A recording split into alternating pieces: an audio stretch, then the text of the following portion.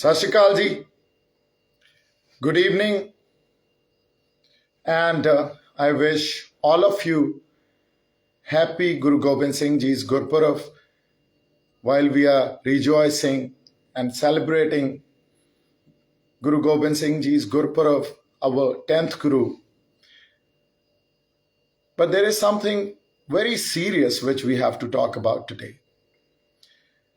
And today was the day, all the more important because one side I see this appeasement process which has run by the government of India, at least the Prime Minister of this country, are trying to, or the government in itself are trying to appease Sikhs. But what we want to talk about, and the question today I want to ask, nationally, internationally,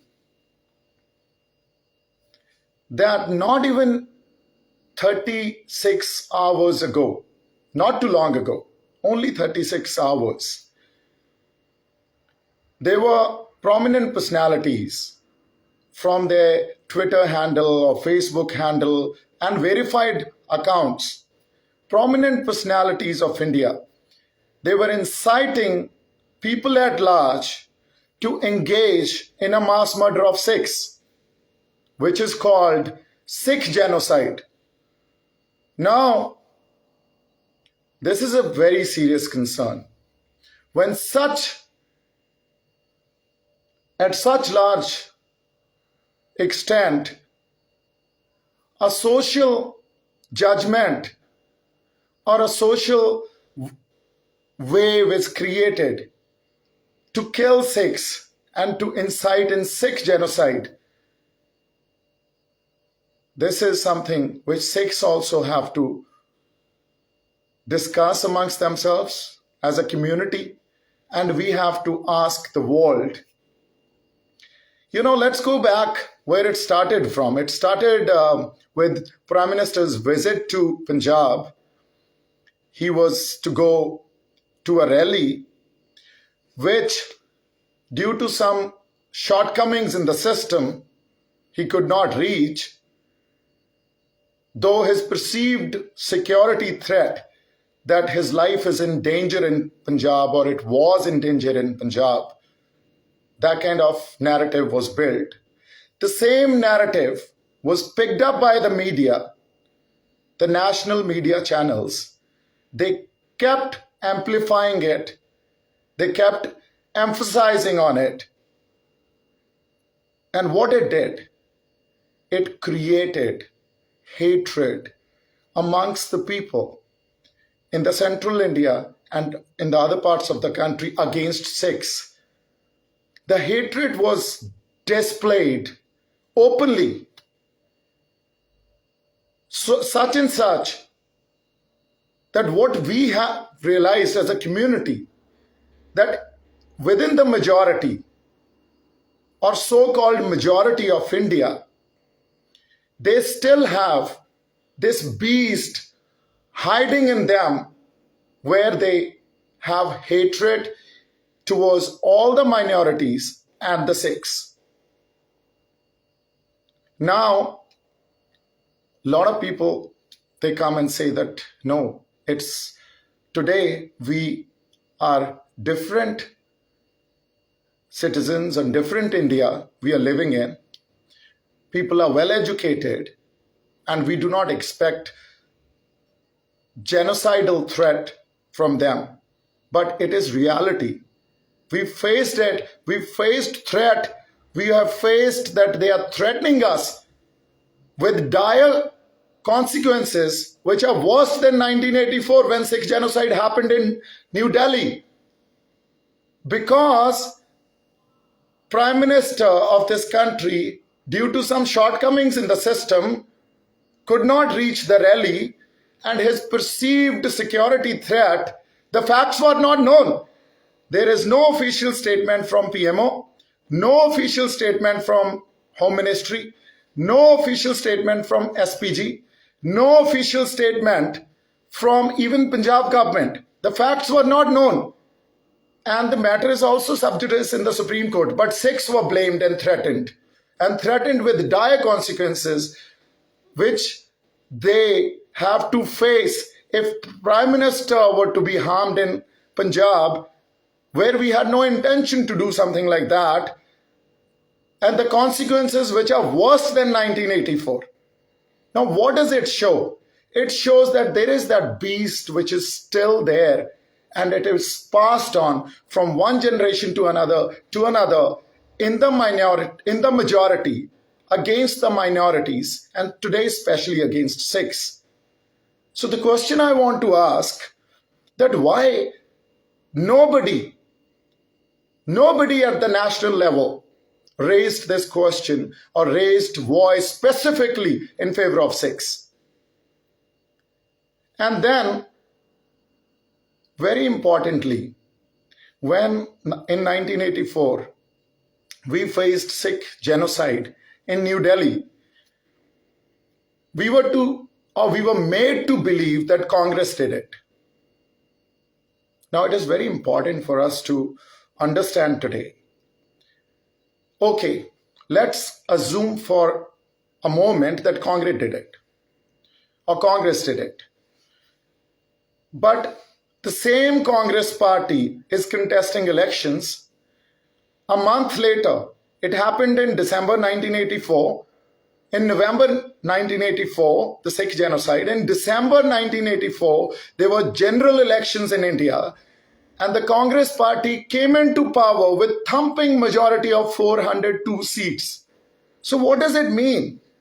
It means whenever there is a genocide of a minority, the majority will reward that political party. And the Congress was rewarded. They did not grab the power. They were democratically elected. And they came into power and formed a government. So the same formula they tested in 1984. Similarly, it was tested in 2002 in Gujarat. And what are they trying to do?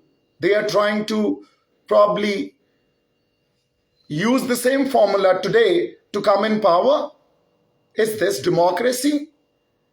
So this is what we have to tell ourselves as a minority, as a Sikh, or if there is any Muslim or a Christian, that you're not safe, because they can come after you without any provocation. You will be hunted down and you will be killed, and the majority will reward them to come in power and form a government. So what do we have to tell ourselves as a minority? That we are not safe in this country? We cannot represent our diversity and our diverse principles, or we cannot follow a particular faith. And if we do not align ourselves with the majoritarian system, then we will face dire consequences or will be threatened that a genocidal program will be run against us. I want to tell all my Sikh brothers that no matter how many langars you'll host, no matter how many oxygen cylinders you'll distribute, no matter in crisis you will help this nation, no matter that you will in every natural calamity donate or go and help the needy and people who need help, or people who require they have some basic requirements. It takes 1 second for the majoritarian system and the majority to forget about all that and to kill you. This happened in Delhi in 1984. Irrespective of the fact what party, political ideology or party you belong to, or what you have done for the nation, they do not care about nation building. What they do, they in 1984 attacked General Arora, who was a national hero in Bangladesh war. They also attacked Air Chief Marshal Arjun Singh Ji. Even Gyani Jail Singh's car was attacked when he was a president of this country. So what actually, when this genocidal impulse flares up, what it does, they attack your identity and they attack your appearance.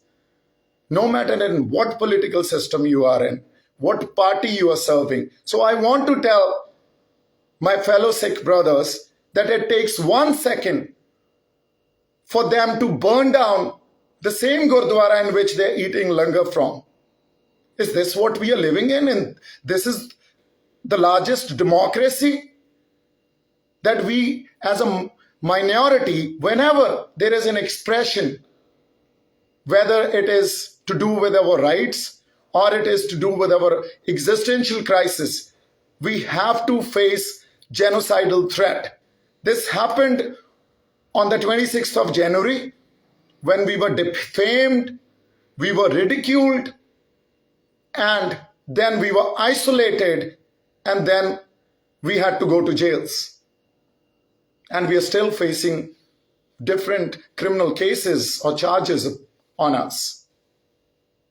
So the question is very relevant that anywhere we are sitting in this country, because they've gone down to an extent saying that it will not only be restricted to New Delhi, it will be the genocidal program which they threatened us to run. It will be pan-India and even internationally.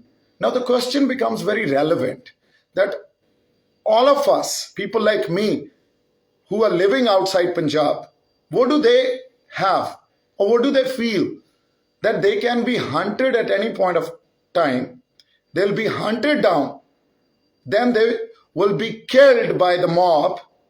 And what we have to do is stare at our murder or death. And the threat which was coming, that irrespective of your gender and age, you will forget 1984. Now, this is a very serious question. And this is a very serious situation which has to be brought into light, because the situation or this crisis or this whole event of Prime Minister visiting Punjab, where we feel as Punjabis, as Sikhs, that he's absolutely safe because we respect that position, though ideologically we can differ from him, but we respect that position he's holding, that chair he's holding, and we understand how important it is to show respect. And he was most welcome.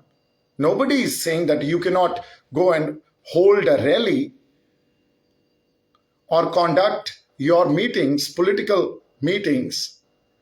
If there were farmers protesting, they were protesting for their genuine concerns peacefully. Now the law says, the Supreme Court in itself says that you can protest peacefully. It does not say that if a Prime Minister is probably going to hold a rally, then you cannot protest.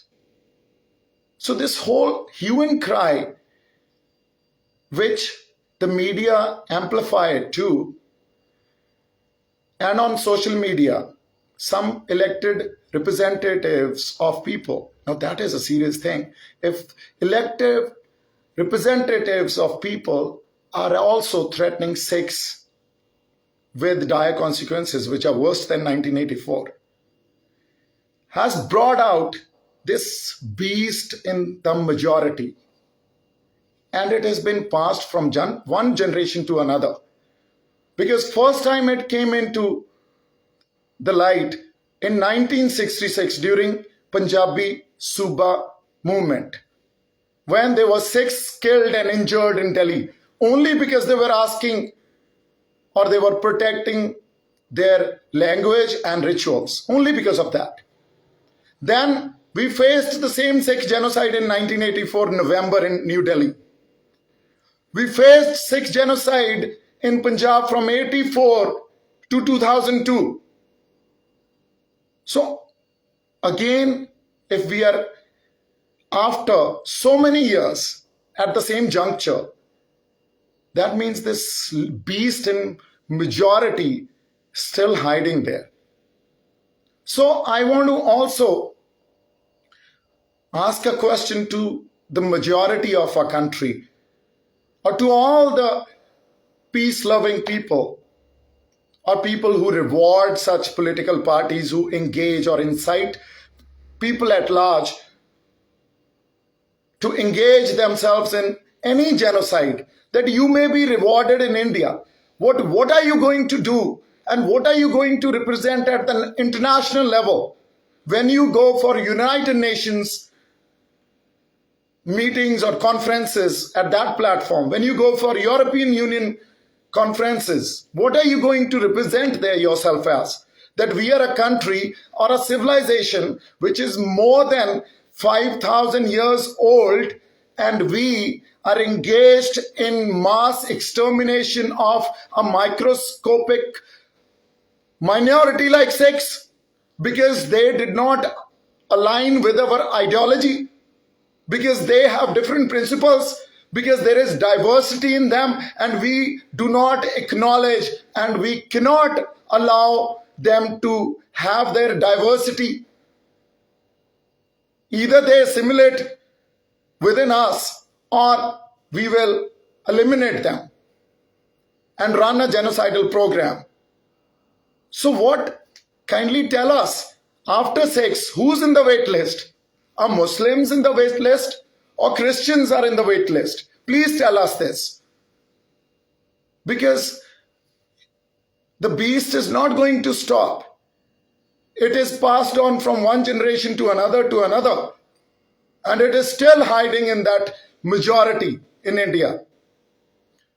You know, let's historicize this. It is the same program which Nazis have run against the Jews in 1930.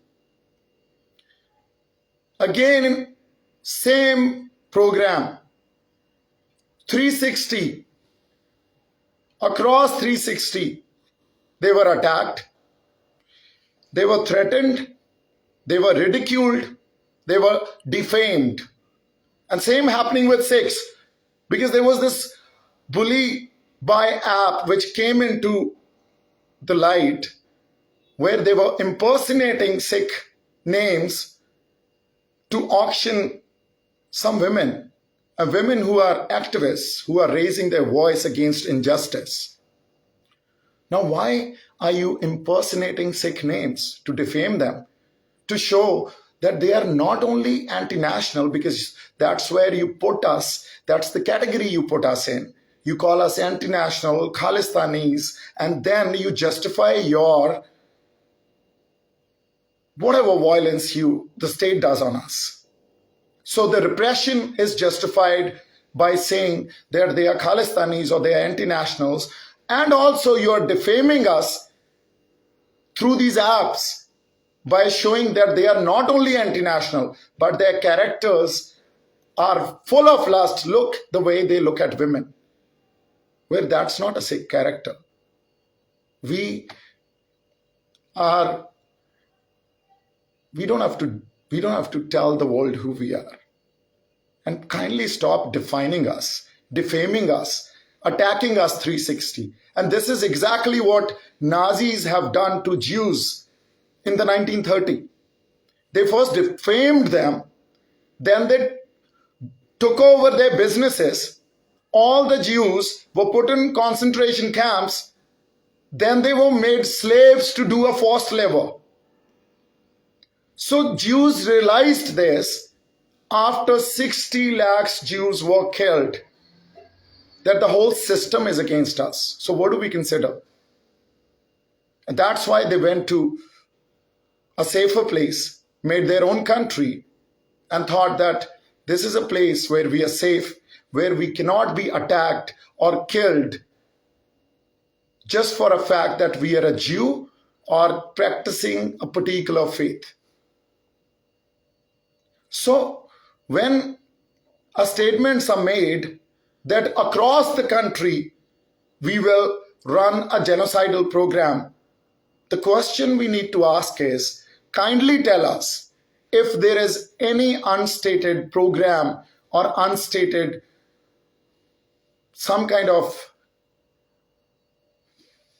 program you're running to identify Sikhs across the country, so that when that impulse will flare up, you will just come attack us and kill us for no fault of us, just for a fact that we are practicing a particular faith and we are minority and are representing our diversity. So finally, I want to ask all the Sikhs who are hurt by these statements on social media, I want to ask all of them to kindly question these so-called prominent faces or the majoritarian system representatives, that this is what you want to do to us. You want to run a genocidal program against us? And how do you plan to do it? Kindly tell us. Because they should know that survival instinct is always greater than the threat. They should remember this. Finally, I want to also ask the Minority Commission of India and the Human Rights Commission of India, that have they taken suo motu cognizance against such statements whosoever has made on social media or on the national channel, and are they taking some kind of action against them? So we have to ask the system and raise a question. It is time when we have to, within ourselves, as a community, brainstorm that if this impulse, genocidal impulse, or this beast is still there in the majority, then how do we safeguard us? How do we start a defense mechanism or create a place where we are safe? I wanted to talk to people at the national and international level, because it's something very serious when socially this kind of judgment is created and such kind of hatred is displaced across the country against Sikhs. And in the end, I want to also say that we as Sikhs are no threat to no one. Do not pose existential crisis for us. Otherwise, like I said, instinct, which is in any human being or animal, survival instinct is greater than the threat. Thank you so much. ਜਿਉਂਦੇ ਵਸਦੇ ਰਹੋ। ਬਹੁਤ ਸਾਰਾ ਪਿਆਰ ਤੇ ਸਤਿਕਾਰ। ਸਤਿ ਸ਼੍ਰੀ ਅਕਾਲ।